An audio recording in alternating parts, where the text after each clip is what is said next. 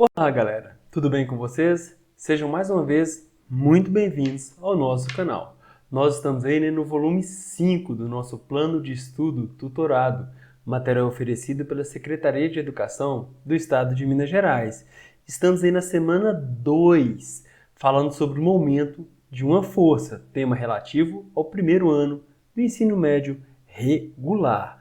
Mas antes que possamos ir diretamente para as atividades, convido vocês. Inscreva-se em nosso canal, ative as notificações para que possam receber aí, os vídeos que estão sendo postados semanalmente. Siga-nos nas nossas redes sociais, lá no Instagram tem novidades. Lá no Instagram vocês encontram um cronograma aí, de lançamento das atividades. Enfim, e se essa aula for útil, deixa aquela curtida que muito nos ajuda. Eu sou o professor Camilo, professor de Física da Escola Online. Vamos lá?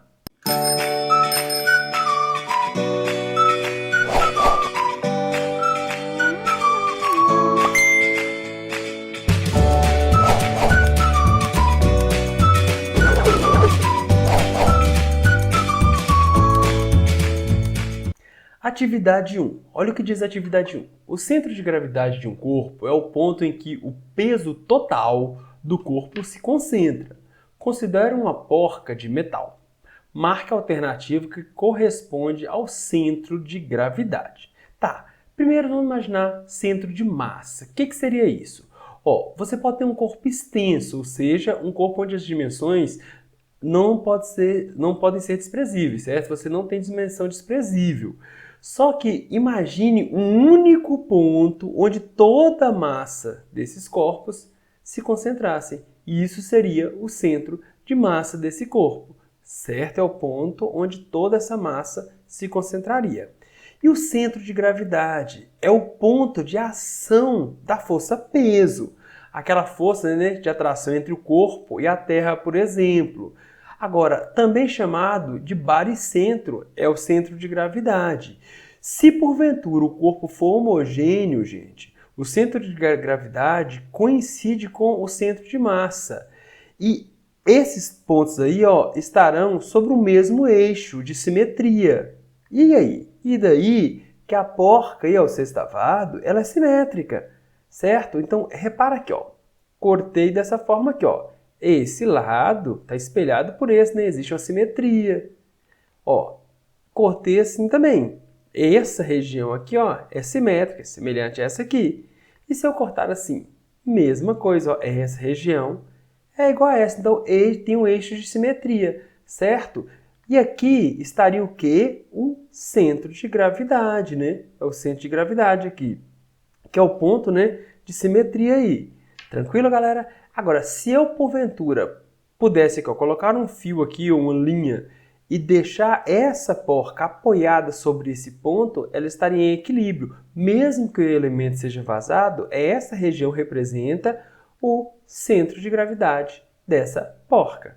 Tranquilo? Deixei uma teoriazinha para que vocês leiam. Se o corpo não for simétrico, existem algumas equações que possam se utilizar. Se o PET no próximo volume vier com algo parecido, a gente faz. Vamos para a próxima atividade, mas antes disso, vamos revisar o momento de uma força. Tema relativo à aula passada aí, né?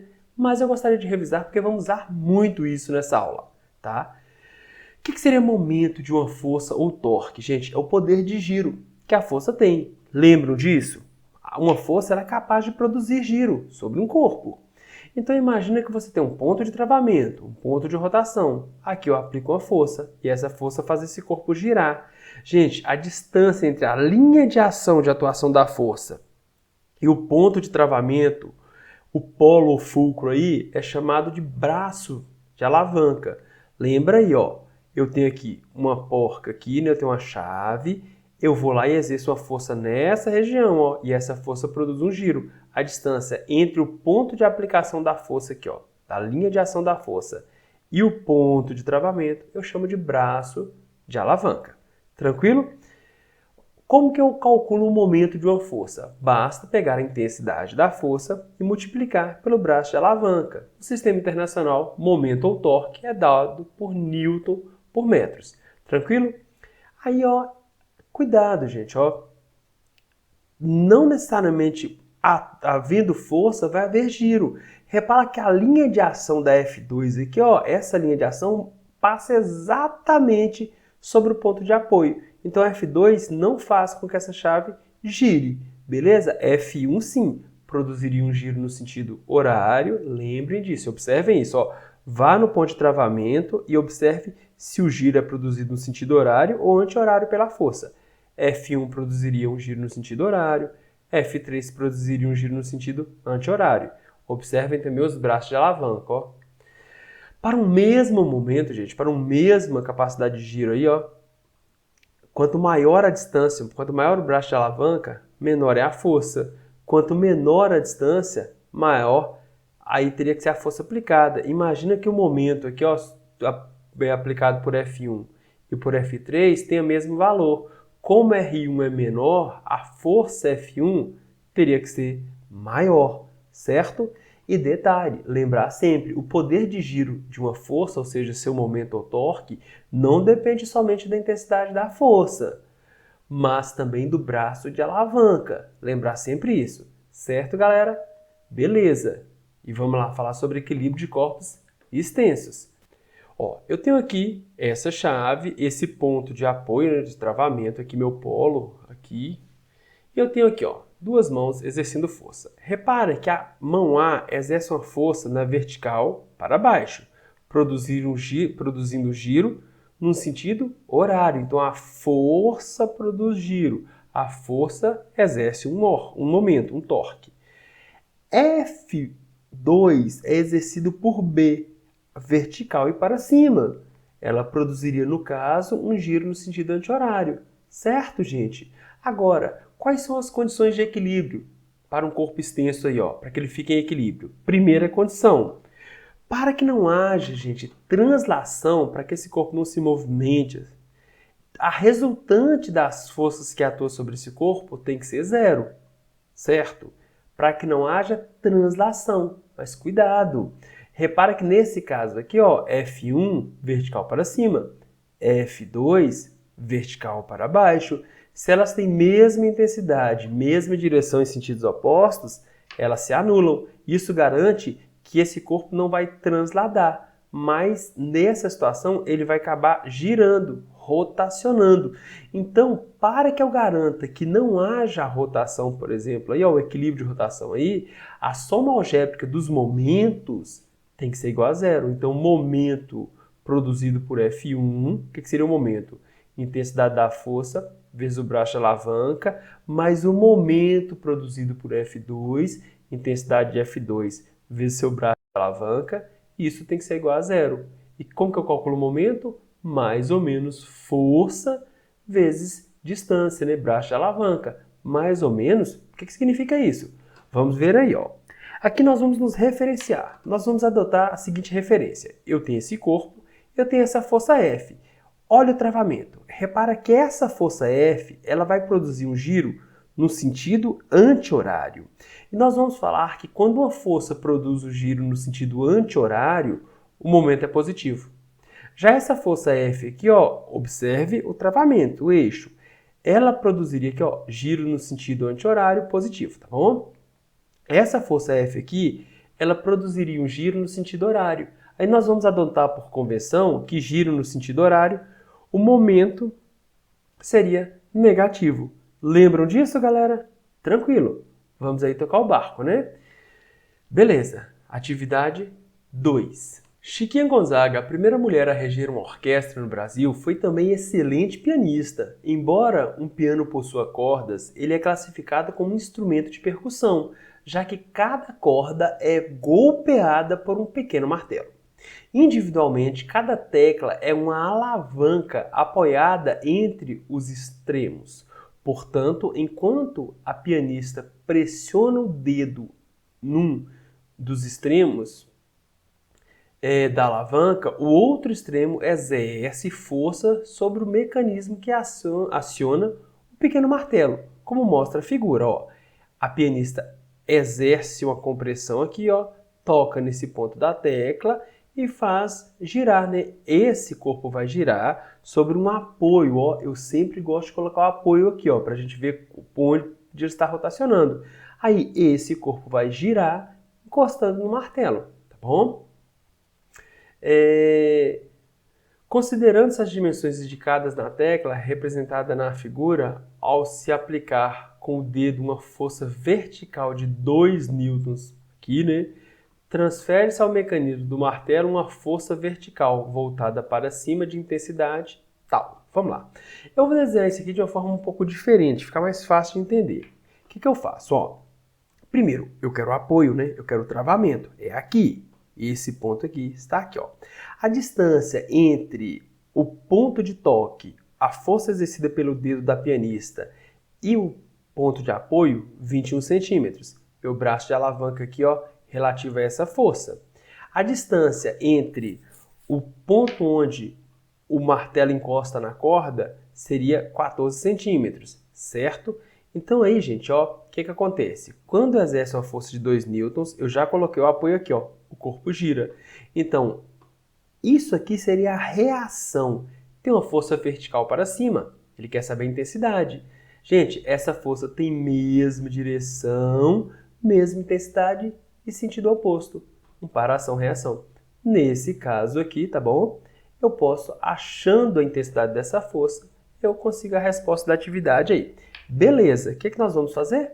Vamos lá, ó. Tivemos lá, estava dessa forma, encostou, rotacionou.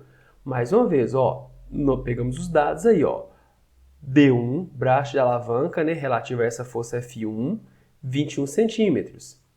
D2, braço de alavanca relativo à força aí, ó, do contato do martelo com a corda, 14 centímetros. E a força F1 que a pianista exerce sobre a tecla, 2 newtons. Momento resultante igual a zero, né? E essa força exerce um momento no sentido anti-horário, essa força exercerá um giro no sentido horário, certo? Um momento anulando o outro. Vamos pensar assim. Então, quem seria o momento da força F1? Valor da força multiplicado pelo seu braço de alavanca. Por que eu coloquei positivo? Porque essa força exerce um giro no sentido anti-horário, ó, anti-horário. 2 vezes 21, 42 newtons por centímetros. Eu não coloquei metros não, eu utilizei centímetros mesmo. Tem problema nesse caso não. Por quê? Porque aqui embaixo eu vou entrar com o braço de alavanca também em centímetros, tá? Então, menos F vezes distância do ponto de apoio à força F aqui, ó, relativo ao toque do martelo na corda. Aí o que acontece? Menos 14 vezes F. 14, né, seria o braço de alavanca. Tá vendo que aqui eu também entrei em centímetros? Então, aqui tá tranquilo aqui na equação aqui, ó. Momento resultante é igual a zero. O que seria o momento resultante? A soma do momento 1, 42, está positivo, né? Mais a soma do momento 2, que é igual a menos 14 vezes a força F que eu desejo descobrir. Isso tudo é igual a zero. Então, 14 vezes a força F é igual a 42. A força F será igual a 14. Desculpa, 42 dividido por 14. Logo, F é igual a 3 newtons. Algo que eu quero que vocês já percebam. Vejam que esse braço de alavanca tem menor dimensão. Logo, essa força será maior. Quanto maior o braço de alavanca, menor é a força exercida, né? No caso aí do momento, né? Então, eu quero que você já comece a perceber isso aí. Tranquilo? Questão 3. Ao suspender um dos lados de um piano, a força necessária é de 800 newtons. Ou seja, eu tenho que vencer uma força de 800 newtons aqui, ó, exercida aqui por essa parte do piano. Utilizando uma alavanca de ferro de massa desprezível, uma pessoa poderia executar essa força. Qual o tipo de alavanca usada pela pessoa? Beleza, nós não falamos ainda sobre tipos de alavancas. É isso que eu quero fazer agora. Tipos de alavancas. Alavanca, galera, é uma máquina constituída por uma barra rígida que pode girar em volta de um ponto de apoio, também chamado de fulcro. Classicamente, vamos imaginar uma gangorra. Nós temos inúmeros exemplos de alavanca aí, tá? Mas vamos imaginar uma gangorra aí, ó. Eu tenho um ponto de apoio, um ponto fixo, certo? Eu tenho aqui, ó, uma força que eu vou chamar de força resistente. Tá vendo essa caixa?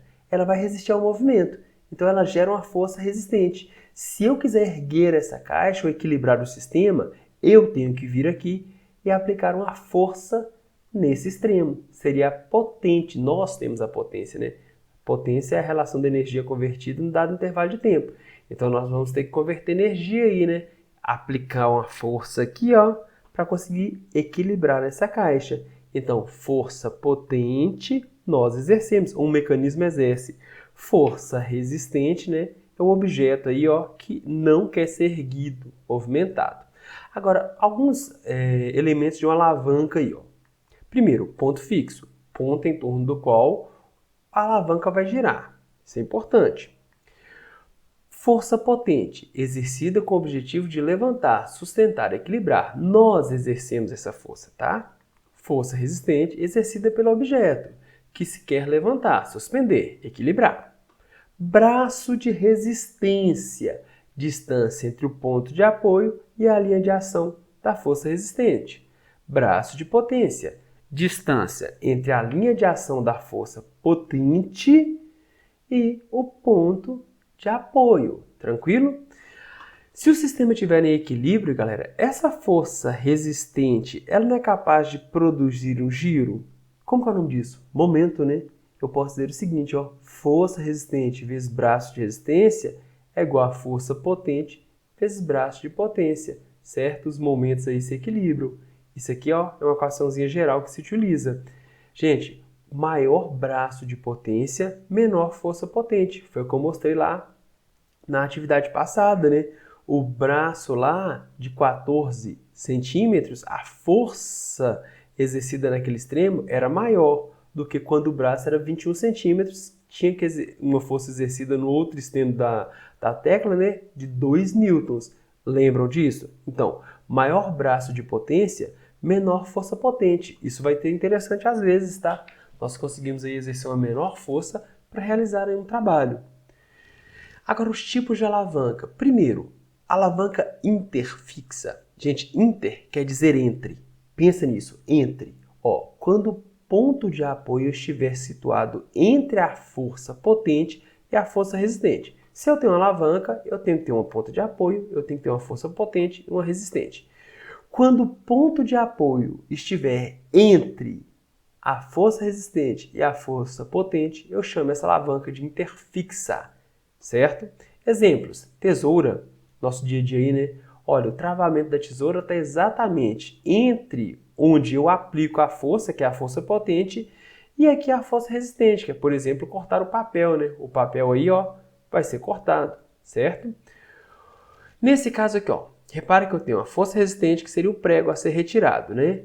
Eu tenho um ponto de apoio e aqui em cima eu tenho o braço da pessoa exercendo o giro, né? Então, o ponto de apoio está entre a força potente e a força resistente. Então, eu teria uma alavanca interfixa. Aí, ó, o braço humano aí, o corpo humano é cheio de alavancas, ó. Olha seu cotovelo. Você quer erguer essa massa aqui, ó, essa carga aqui, esse peso, vamos pensar assim, né? Você quer girar. O que acontece? O travamento está no seu cotovelo. O seu bíceps aqui, ó, ele vai se comprimir, exercendo uma força, né? É você que exerce essa força potente para vencer essa resistência. Então, o ponto de apoio está entre a força potente e a força resistente. Tranquilo. Outro tipo de alavanca interresistente, resistente entre. Quando a força resistente está localizada entre ponto de apoio e a força potente. Vamos ver se fica mais claro, galera? Olha lá, ó. Ponto de apoio, potência. Quando a resistente estiver entre o apoio e a potente. Vamos lá. Famoso quebra-nozes, ou aí, ó, aqueles mecanismos de tirar caroço de azeitona. Você tem um travamento nesse extremo. Você exerce uma força nesse extremo e no meio aí, ó, entre o apoio e a potente, vai ter a força resistente, né? O objeto aí que está sendo solicitado por essa força. Então, nesse caso, eu teria uma alavanca interresistente. Outra alavanca aí, ó, vocês estão acostumados aí, ó, abridor de garrafas, né?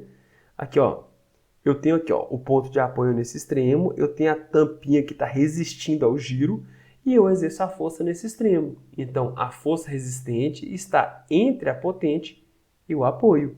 Beleza? Esse aqui é muito bacana. Ó. Eu imagino que essa quantidade de concreto, de massa, de terra, vocês não conseguiriam carregar nos braços, né? Agora, olha onde está o apoio, ó, nesse ponto de contato do pneu com o solo. olha onde está a força potente. Tá vendo que o braço de potência é maior do que o braço de resistência? Logo, galera, ó, para vencer essa força resistente, você aplica uma força menor, você consegue algo que você não conseguiria, por exemplo, carregando os braços aí, seria muito mais difícil, né? Quanto maior o braço de potência, menor é a força potente. Então, isso aqui é um bom exemplo de uma alavanca interresistente. A força resistente está entre o apoio e a força potente. Vamos para a última aí, interpotente, ou seja, potente entre, né? Quando a força potente está localizada entre o ponto de apoio e a força resistente. A ideia seria essa, ó, ponto de apoio, força resistente. E a força potente está entre a resistente e o apoio. Ah, professor, me dá um exemplo disso, como difícil. Ficou nada. Dia a dia aí, ó, pinça. Ó, a pinça tem esse travamento aqui no extremo. Você exerce a força, você, ó, seus dedos aqui no meio, ó, entre a força resistente e a força potente. Então, isso aqui seria uma alavanca interpotente. Inclusive, esse exemplo já caiu no Enem, tá? Já caiu no Enem esse exemplo. Cortador de unha, olha o travamento aqui, ó, do cortador de unha. Sua unha está no outro extremo e ela que está resistindo ao movimento. E entre o apoio e sua unha que resiste ao movimento, você exerce uma força no centro. Então, a força potente está entre o apoio e a resistente. Tranquilo, galera? Agora sim nós conseguimos fazer a atividade, ó. Qual o tipo de alavanca usada pela pessoa nessa situação para levantar esse piano? Primeira coisa, travamento. O apoio está aqui. Eu tenho aqui, ó, esse piano resistindo. Então, minha força resistente está no extremo. Eu vou lá, eu aplico uma força nesse outro extremo. Repare que o apoio está entre a resistente e a potente. Logo, esse tipo de alavanca seria uma interfixa. Lembra que o apoio é fixo, né? Pois o ponto de apoio está situado entre a força potente e a força resistente. Essa é a definição. Vamos continuar a atividade agora. Ó. Suponha que a pessoa tenha usado um apoio a 40 centímetros dos pés do piano suspenso. Seria isso aqui, ó. A distância entre a força resistente e o apoio é meu braço de resistência, 0,4 metros, 40 centímetros. Qual o valor da força aplicada do outro lado da alavanca a 1,3 metros de distância do apoio? Então, entre o apoio e o ponto de aplicação da força potente, ele me falou que tem 1,3 metros. Ele me diz aqui no enunciado que a força resistente vale 800 newtons e ele quer justamente a potente para essa situação. Galera, observe que o braço de potência é maior do que o braço de resistência. Logo, quanto maior o braço de potência, menor será a força potente. A força potente terá que ser menor que 800. Tranquilo? Dados. Força resistente, 800 newtons. Braço de resistência, distância entre apoio e força resistente, 0,4 metros. Braço de potência, 1,3 metros. Nós sabemos que força resistente vezes braço de resistência é igual a força potente vezes braço de potência. 800 vezes 0,4 tem que ser igual a força potente vezes 1,3. Força potente seria 800 que multiplica 0,4 dividido por 1,3. Logo, para esse caso, com essas dimensões, a minha força de potência seria igual a 246 newtons. Tranquilo, galera? Aí ele pede para que eu faça o seguinte, que eu aumente o braço de potência. Gente, aumentando o braço de potência, eu diminuo mais ainda a força que eu terei que aplicar. Pode ser interessante isso, né? Agora, repara vocês que olha o que ele diz. E se a distância fosse maior, com 1,6 metros, qual a força aplicada pela pessoa? Percebam que agora 1,6 é 4 vezes maior do que 0,4.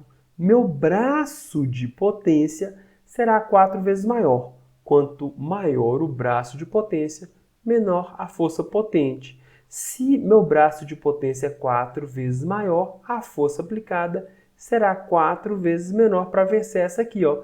Então, 800 dividido por 4, 200. Deve ser essa a resposta. Vamos ver? Olha os dados. Força resistente continua 800, né? É aí o piano que está exercendo essa força aí. Distância 1 aí, ó, que é o meu braço de resistência, 0,4 metros. Distância 2, meu braço de potência, agora 1,6, não mais 1,3.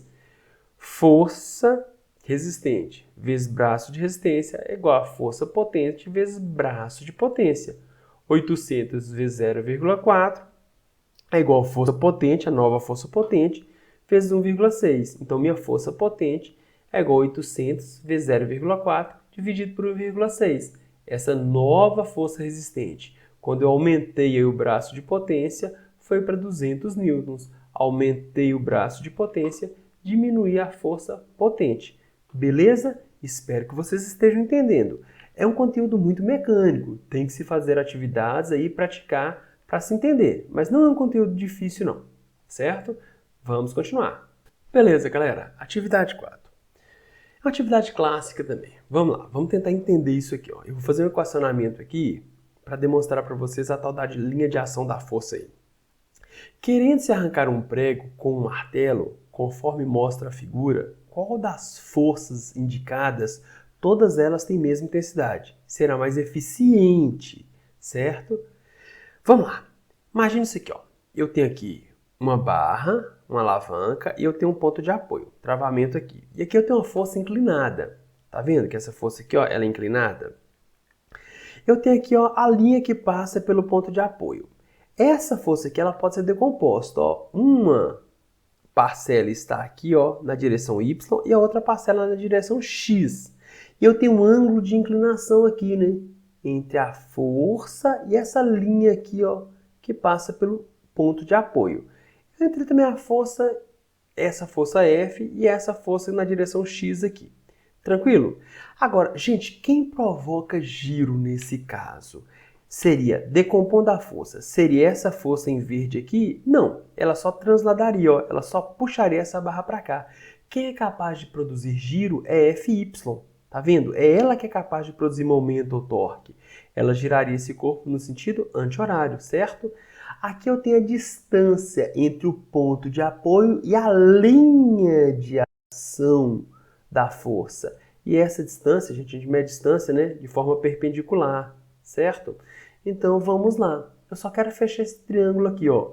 F, Fy, parcela de F que atua na direção Y, parcela de F que atua na direção X em verde. Agora, quem que é o seno desse ângulo de inclinação dessa força aqui, ó? Cateto oposto, Fy, sobre F. Então, Fy é o valor de F dessa força inclinada multiplicado pelo seno de θ. Agora, galera, observem vocês aí que eu disse para vocês que a distância entre o ponto de apoio e a linha de ação de Fy. Essa distância, né, perpendicular, certo? Então, assim, θ igual a 90. Seno de 90 graus, 1. No caso, seno máximo. Então, nós chegamos na equação, ó. Força vezes braço de alavanca vezes o seno do ângulo de inclinação aqui, ó. Entre essa linha que passa pelo ponto de apoio e a linha de ação da força. Se vocês observarem direitinho aqui, ó, eu tenho uma linha de ação. É essa linha aqui, como se fosse essa linha. Ah, ela forma 90 graus, ó, com essa linha de ação. E até provoca giro. Mas esse giro aqui, que seria no sentido anti-horário, não faz você desatarrachar o prego, certo? Então não pode ser A. Repara agora, ó, eu tenho C, D e B. Repare que essas três forças têm mesma intensidade, ó, mesma intensidade. Só que quem forma 90 graus e tem maior seno aí, ó, valor de seno, com essa linha aqui, ó, que passa pelo ponto de apoio, é C. Essas três forças, C, D e E, produzirão sim um giro capaz de arrancar o prego, mas a força C terá maior poder de giro, terá maior efetividade, né? Maior momento para tirar esse prego. Então, resposta, letra C. Espero que vocês tenham entendido. Não é muito comum não, mas às vezes vem essa equação nos livros didáticos, ó, porque ele considera justamente esse ângulo de inclinação. Beleza, galera? Próxima atividade. Uma pessoa, ao mover areia com o auxílio de uma pá, mantém a mão próxima ao corpo, em uma posição fixa. Pronto, aqui é meu ponto de apoio, fixo, tá? Como mostra na figura ao lado, tá? Esse aqui é meu ponto de apoio, ele falou que esse é o ponto fixo, ó, essa mão. Identifica o tipo de alavanca usada nessa situação. Gente, vocês concordam que ele tem que levantar, erguer essa quantidade de areia? Então, essa areia está resistindo ao movimento. Aqui eu tenho a força resistente. E esse braço da pessoa, ó, que tem que se movimentar produzindo giro. Então, esse braço que exerce uma força, que eu vou chamar de potente, enquanto essa mão aqui é meu apoio. Então, repara que a força potente está entre o apoio e a resistente. Logo, a força potente está localizada entre o apoio e a força resistente. Esse tipo de alavanca seria interpotente, certo? É só voltar lá e revisar. Vamos agora assim, para a letra B. Supondo que as mãos da pessoa estejam distanciadas 50 centímetros, tá? Então, a distância entre uma mão e a outra, 50 centímetros. E a pá tenha 110 centímetros de comprimento. Então, toda a pá, 110 centímetros. Logo, a distância entre essa mão, que exerce a força potente, e esse ponto aqui, 60 centímetros, certo? Qual é a força que a pessoa precisa aplicar na pá para elevar 10 kg de areia? Então, qual o valor dessa força potente? Tranquilo, vamos pensar aí, ó. Primeiro, massa foi dada. Essa massa de areia aqui, 10 kg. A distância D1, gente, é a distância entre o apoio e a força resistente. 110 centímetros, tá vendo? Ó? Entre o apoio e a força resistente. 60 mais 50. E a distância D2 é a distância entre o apoio e a força potente, certo?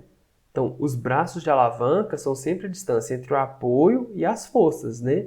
Então, vamos lá, ó.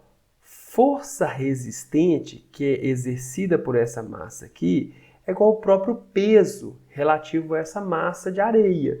O que é peso? Massa vezes gravidade. Ele me deu o valor da massa, 10 kg.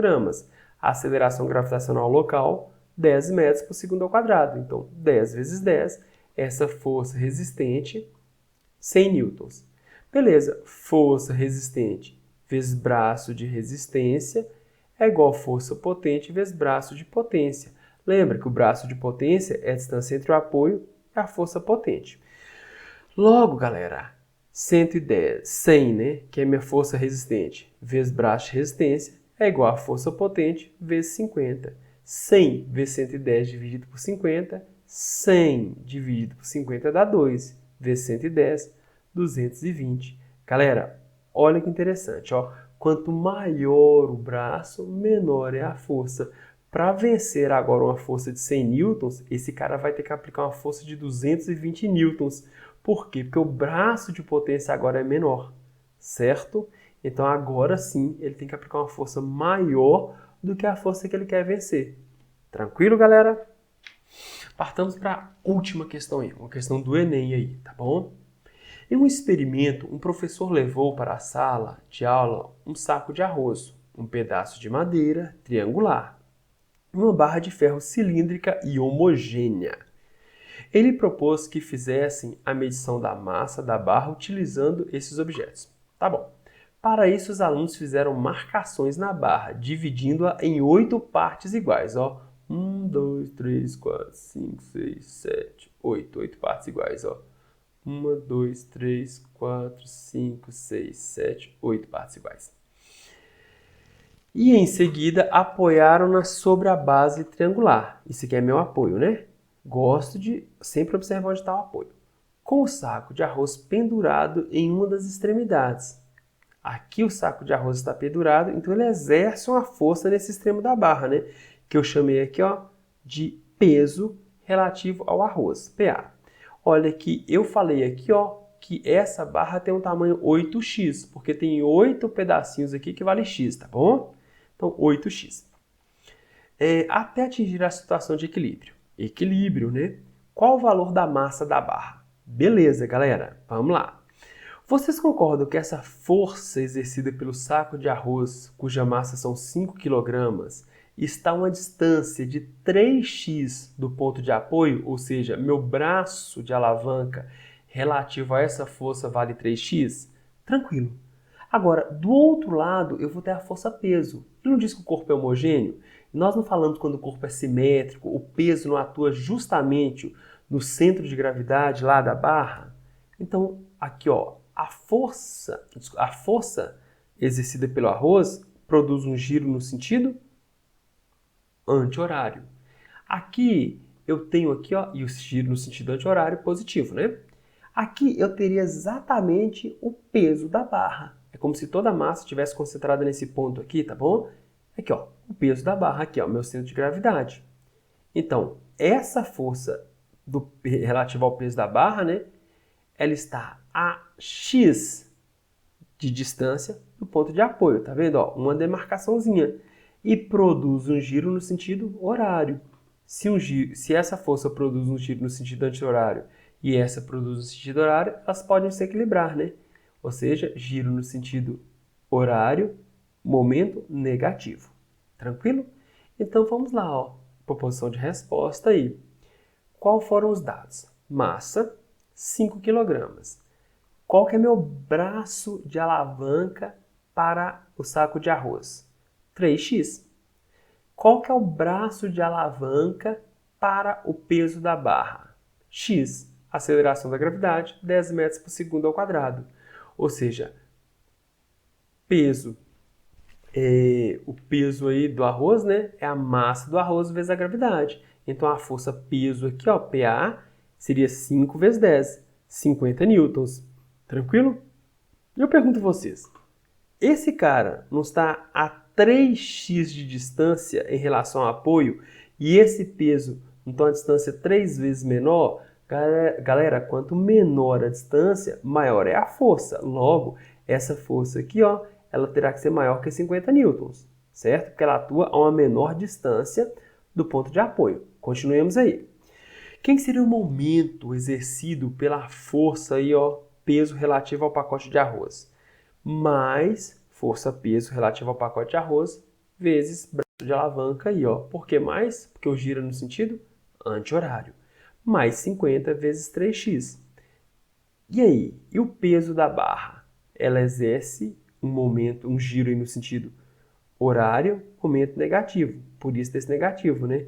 Menos peso da barra vezes x. X é a distância entre o ponto, a linha de ação da força e o ponto de apoio. Momento resultante igual a zero, momento do pacote de arroz mais momento da barra é igual a zero. 50 vezes 3x menos peso da barra vezes x. Então, peso da barra vezes x é igual a 50 vezes 3x. Corto o x aqui de um lado e de outro.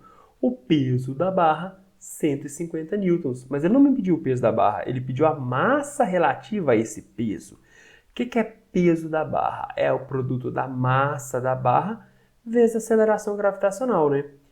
Isso é igual a 150, certo? 150 newtons. Então, a massa seria 150 dividido por 10. A massa dessa barra, exatamente 15 quilogramas.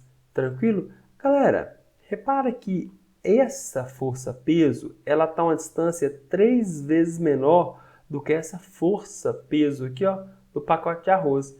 Se a distância é menor, a força é maior. Se a distância é 3 vezes menor, a força exercida aqui, ó, teria que ser 3 vezes maior para equilibrar o sistema. Exatamente. A força exercida pelo pacote de arroz, 50 newtons. A força exercida pelo aí, ó, peso da barra aí, 150 newtons. Então, confere. Resposta, letra E.